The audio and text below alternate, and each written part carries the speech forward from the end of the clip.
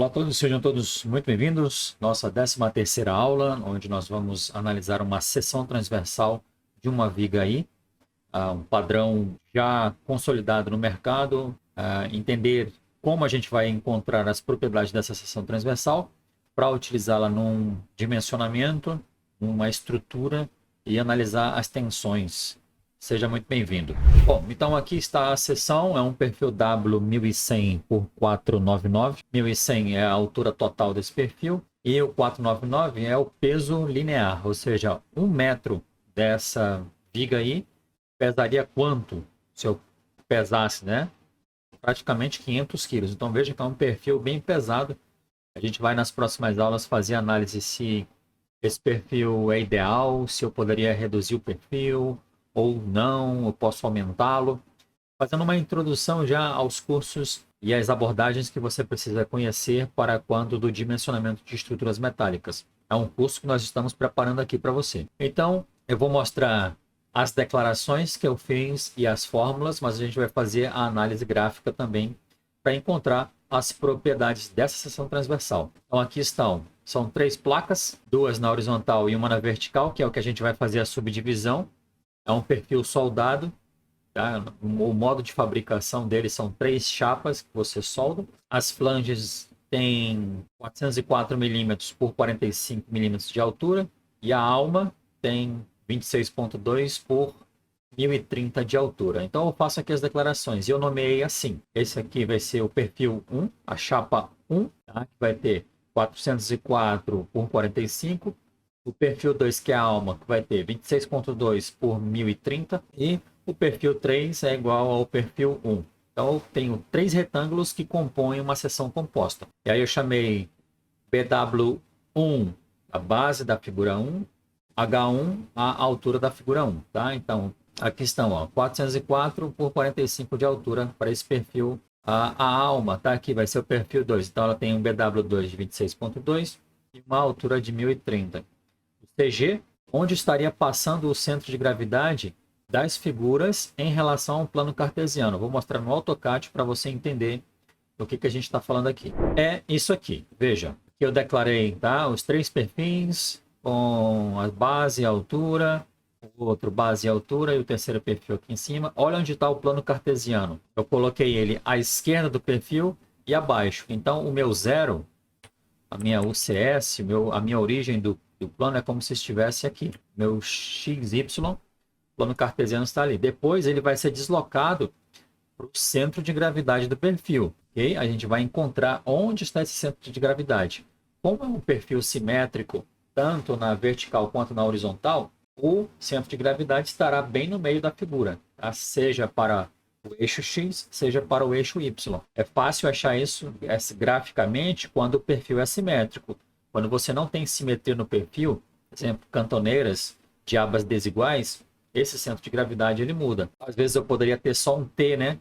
Esse perfil aqui de baixo não existisse, por exemplo. Então esse centro de gravidade estaria um pouquinho mais para cima e não no centro. Como é um perfil simétrico, a gente vai encontrar o centro de gravidade exatamente no centro do perfil, tanto para X quanto para Y. Então aqui eu fui fazendo, ó.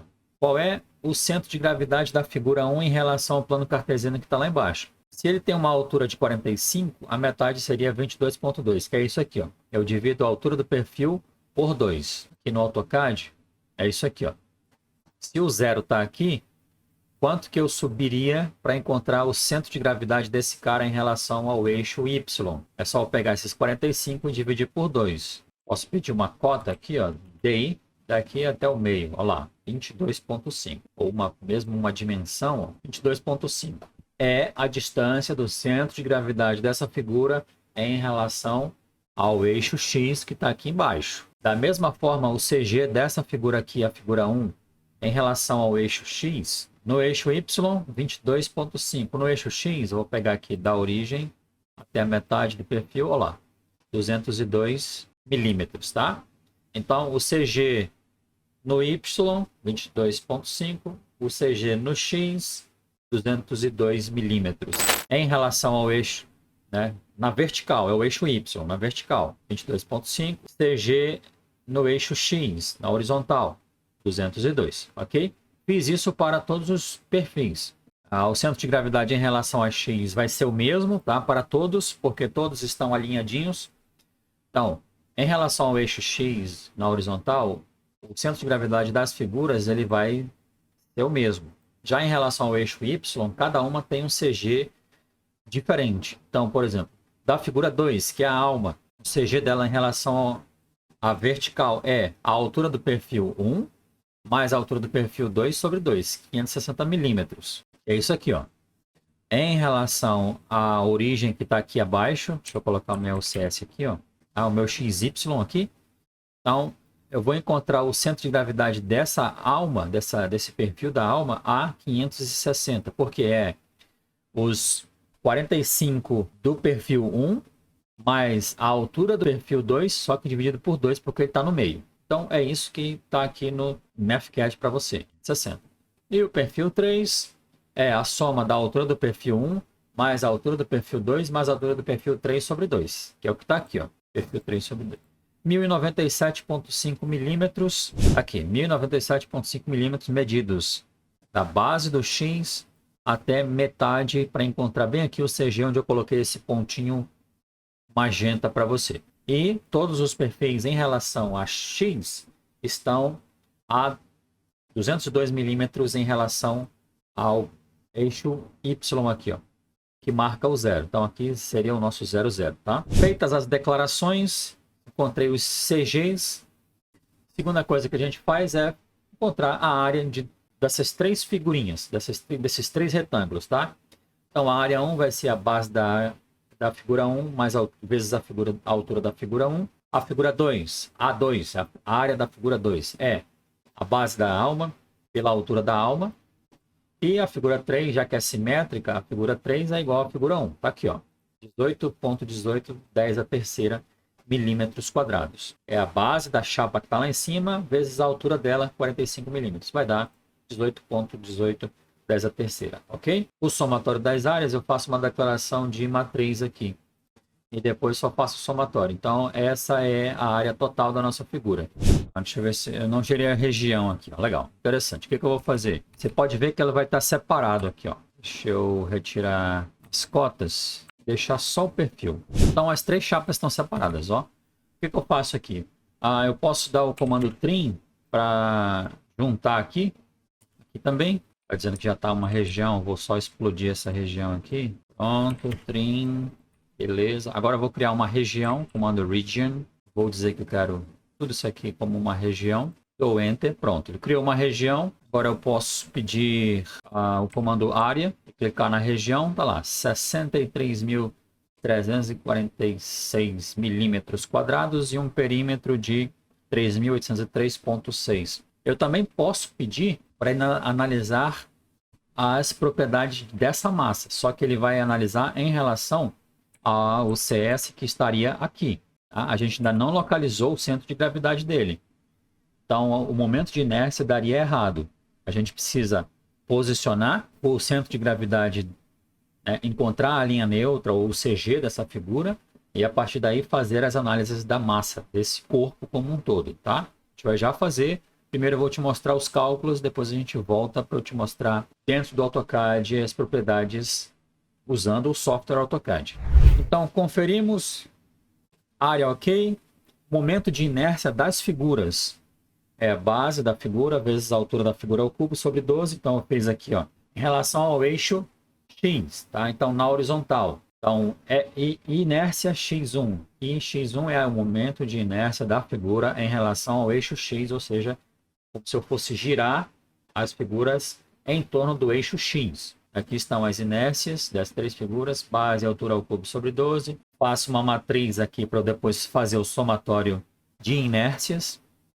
O produto de área e o CG eu chamei de QX1, ou seja, eu pego a área da figura e multiplico pelo CG dela em relação ao eixo X. Então, área da figura 1 vezes o CG da figura 1 em relação ao eixo X. Área da figura 2, CG da figura 2. Então, eu fico aí com o produto de área e CG, tá? Porque isso aqui é um parâmetro para a gente encontrar a linha neutra.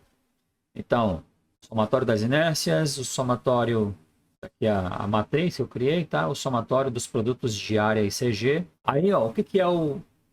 Como é que eu encontro essa linha neutra em relação ao eixo X, tá? Ao eixo horizontal.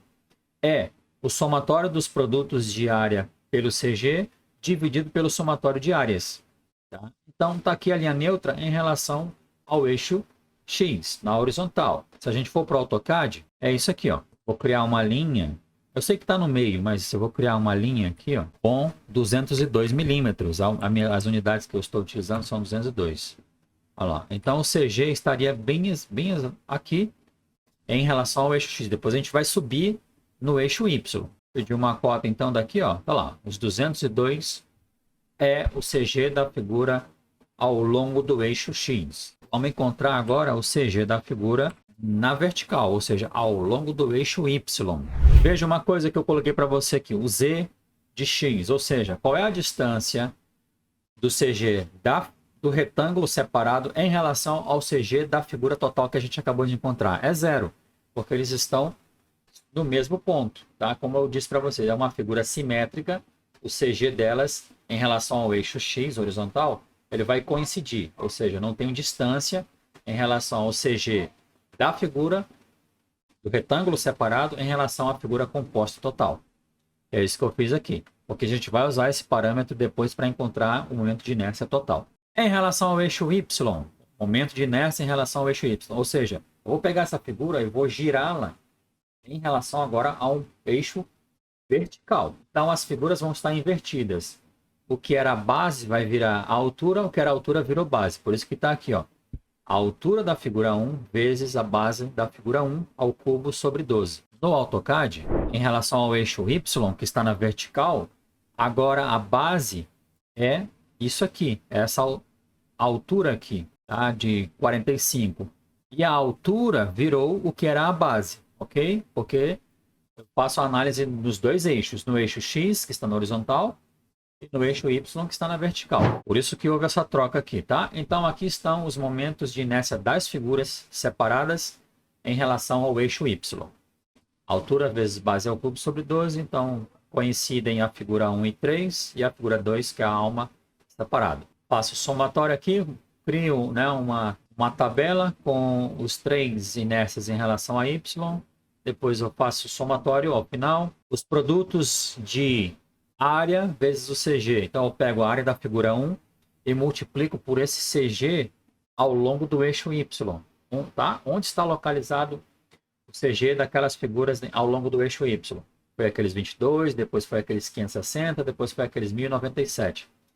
Então eu vou encontrar aí o produto de área por CG de cada figura. Faço uma matriz aqui indicando os três. E aí, onde está localizada a linha neutra daquela figura ao longo do eixo Y? É o somatório dos produtos de área por CG dividido pelo somatório de áreas. Olha lá, 560 milímetros é onde está localizado o CG da figura composta. Ok? No AutoCAD, aqui ó, 560, eu já coloquei um ponto aqui, esse é o nosso CG, tá? É onde está localizado o CG da nossa figura.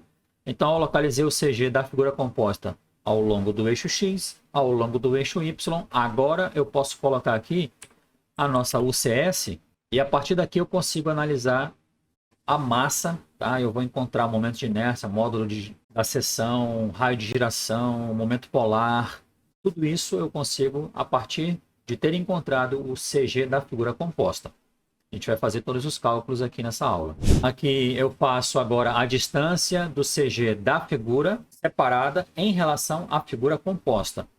Então eu pego o CG da figura composta, diminuo o CG da figura 1, coloco em módulo porque eu não tenho distâncias negativas, 537,5 milímetros é a distância do CG da figura 1 em relação ao CG da figura composta. A figura alma, o retângulo que compõe a alma, ele vai estar coincidente com o CG da figura composta, por isso que deu 0. E a figura 3, aquela chapa que está lá em cima, ela tem uma distância entre o CG da figura composta também de 537, já que o CG da figura total está bem no meio da seção. Então, eles coincidem, tá? As distâncias dos CGs 1 e 3. Então, qual é a inércia ou o momento de primeira ordem ou o momento de área em relação à figura separada e à figura composta. Eu chamei de ZX, tá? Em relação ao eixo X. Ou seja, eu vou tentar girar essa figura na horizontal. O eixo X é a referência. Então, em relação ao eixo X, eu vou ter distância em Y. Por isso que aqui está, ó, Z1 em Y, tá?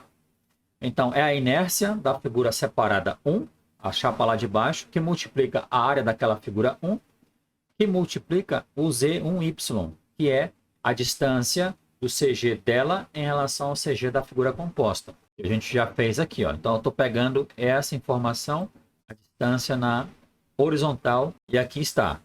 Momento de inércia da figura separada em relação à figura composta. Faço o somatório desses produtos e lembrando, essa distância ela tem que estar ao quadrado, tá? Então, o momento de inércia é uma proporcionalidade entre o momento de inércia da figura separada, a área dessa figura e a distância ao quadrado que ela está em relação ao CG da figura composta. Somei, encontramos aí o momento de inércia da figura composta em relação ao eixo X, 12,89, 10 a nona. Eu usei o MD Solids para confirmar, está aqui. 12,9, ele arredondou. O MathCAD arredonda, mas eu usei o AutoCAD também e vou te mostrar que em função do arredondamento vai haver um errinho aí de arredondamento, tá? Então o MD Solids ele arredonda. Aqui está o cálculo certinho, tá? Então o momento de inércia está correto. Usei também a mesma propriedade agora em relação ao eixo Y, que está na vertical.